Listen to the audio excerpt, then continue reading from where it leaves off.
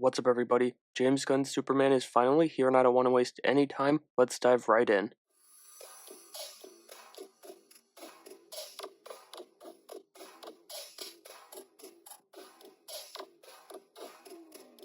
I'm going to get my review started completely spoiler-free here, and then at the end of the video, I'll give you guys a warning, and then I'm going to dive into some spoiler talk. I've also got another video on the way on who Gunn's next villain will be after Lex hearing this movie, so stay tuned for that over the weekend, but let's get into the movie. Starting with the visuals, which have been a big topic of discussion going into the movie, I thought they were just fine. I wouldn't say they were good necessarily, definitely not great, because there were a couple scenes where things looked just way off, like they shouldn't even have been in the movie. But strangely enough, it was actually usually when we saw them from afar, and also when the heroes were flying, but not like directly. Like there were a couple good shots of David up close flying, but some of the stuff like when they're farther away from the shot, it was not so great. Funny enough, Guy Gardner, who of course looks ridiculous every single second that he walks to Earth without VFX, got the worst of it in the movie. When we meet the Justice Gang, he looks wacky, and then there's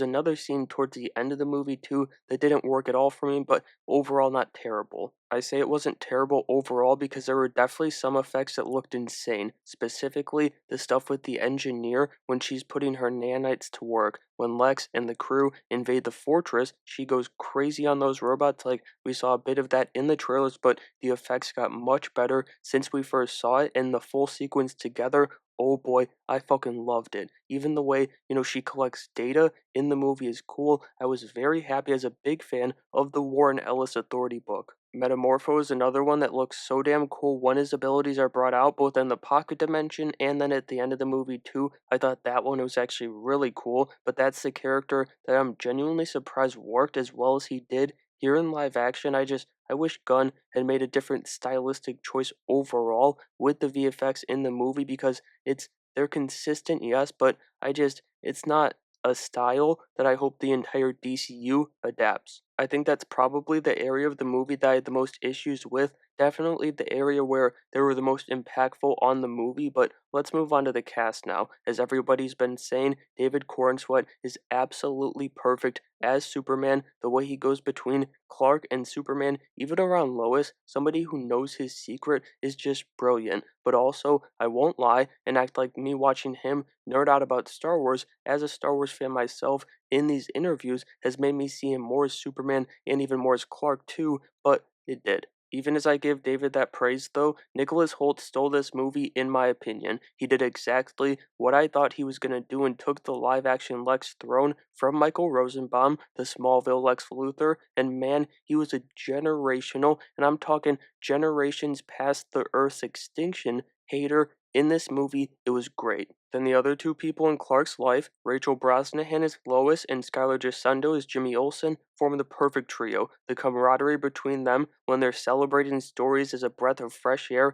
into the Daily Planet, which I haven't enjoyed for some time in these movies, and not just a Man of Steel that's not a Zack Snyder shot. It was in Superman Returns 2. Didn't think it was great, and it's one of my few gripes with Superman and Lois, the CW show, that we only get, breadcrumbs of the Daily Planet there, but here it's back like it never left. Anyway, shifting to a character and I guess an actor more so that I think has been consistently great in Superman adaptations, and that continues here too, as Bradley Cooper makes a great Jor-El. He's not doing much here, Gunn spoiled this cameo before the movie came out, but he's speaking Kryptonian in the movie, and he simply sounds like the coolest motherfucker doing it. The same goes for Isabella Merced and Anthony Kerrigan, well, not the speaking Kryptonian part, but just the overall, I thought they deserved more screen time because both are great, and I want to know how much of Hawkgirl's battle screech is Isabella, because that was insane. Hopefully, and this isn't confirmed, but there's definitely been rumors about this project for some time, and they were just actually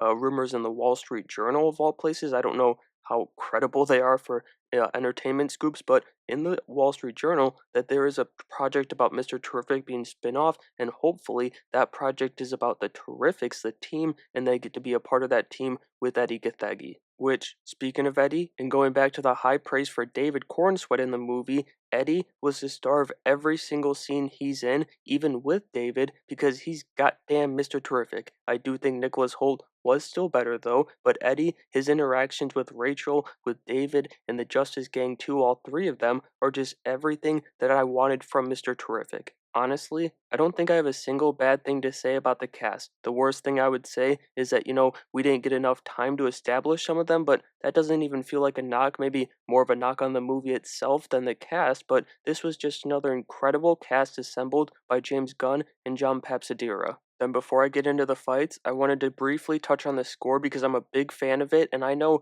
there was some drama a couple weeks ago about two composers being brought on for the movie, but whatever they did here, it worked because I had goosebumps more often than not with this score. I also just enjoyed sitting through the credits for a change. I mean, I enjoy post-credit scenes, but sometimes they really drag on, but with this theme playing over the credits, it was smooth sailing. But we gotta talk about these fights because, and this might be a controversial take, but I don't care. I think there's two, maybe even three fights in this movie that are contenders for Gunn's best work. Yes, better than the hallway fight in Guardians 3. One is the fortress invasion that I already mentioned, that's early in the movie. Then a little bit later, when Mr. Terrific and Lois go on their mission, he has one that had me giddy in the theater for minutes afterwards. And finally, that stadium fight lived up to my very, very high expectations. I was so happy with the action. On top of that, we got the spinning laser eyes, which I do kind of after seeing the movie. I wish we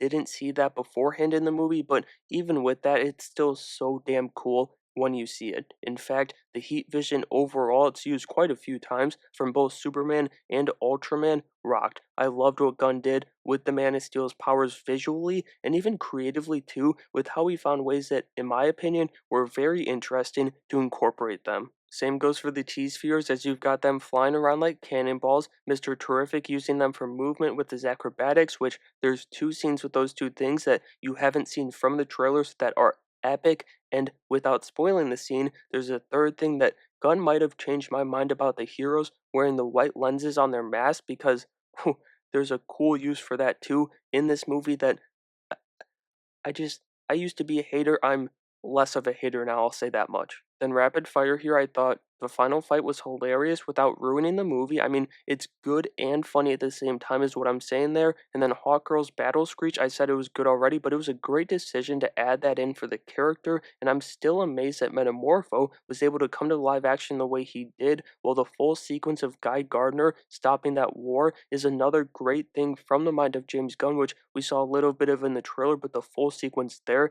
that's something that I really liked. Overall, this isn't a perfect movie by any means, but this absolutely is a perfect Superman story, in my opinion. Lex, he hates like no other, the planet dynamic is alive and well, and most importantly, James and David, they understood the assignment. They forgo trying to make Superman cooler, and they've said this in interviews actually, but it rings true just watching the movie, as they realize that what makes some people say that Superman is boring is what makes him the superhero. Alright, with all that being said, it's time to flip the switch to spoiler mode and dive into the details of the story. So, if you haven't seen the movie yet and you don't want to be spoiled, which I completely understand, thank you for stopping by the channel and I hope you enjoy the movie. Once you've seen it, or if you've already seen it and you're watching now, drop your thoughts on it down in the comments below, but let's get into the story. So the movie starts as he loses his first fight to the Hammer of Bravia, which is actually Ultraman, which is actually Lex playing video games in real life, and as he retreats to the fortress, Superman that is, he reveals it to Lex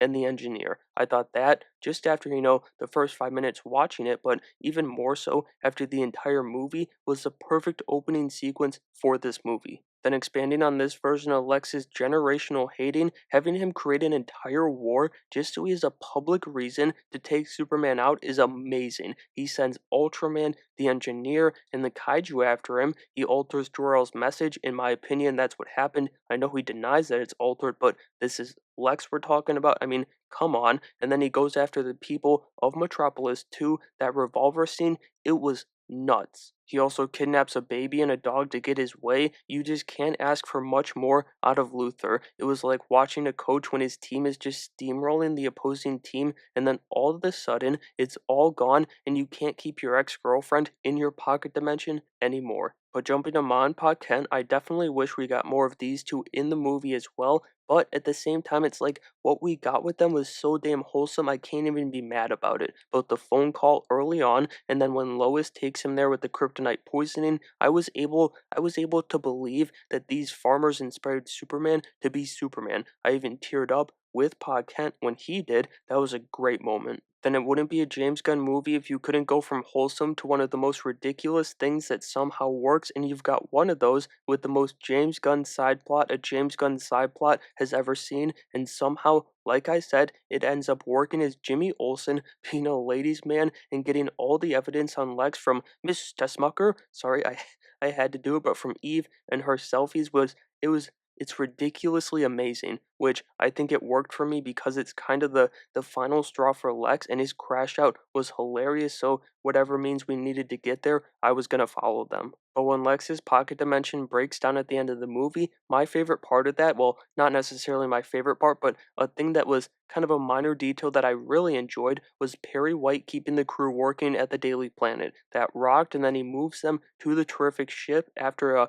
to keep them safe, I guess, but to keep them working too instead of evacuating. It was just a great move. The Daily Planet, they stopped for no one. Then I enjoyed the splits as we get the Superman Mr. Terrific team up to save the city, while the rest of the Justice Gang, Guy Gardner, Metamorpho, and Hawkgirl, stopped the war that restarted when Superman was down in the pocket dimension and down with kryptonite poisoning. The same war that puts Lex Luthor in Belle Reve at the end of the movie, and I think that could actually lead to him having a cameo in both Creature Commandos Season 2 and also Peacemaker Season 2, which talk about cameos. That was crazy that Gunn kept John Cena being in this movie under wraps. I mean, I know they were filming Peacemaker and Superman around the same times down in Atlanta, but still, it feels crazy to me. Regardless, I ended up being a big fan of how Gunn wraps this movie up, but it's definitely open for interpretation, so maybe I just like the way that I interpreted it. For me, he returns to the fortress and he sees the Kents instead of Jor-El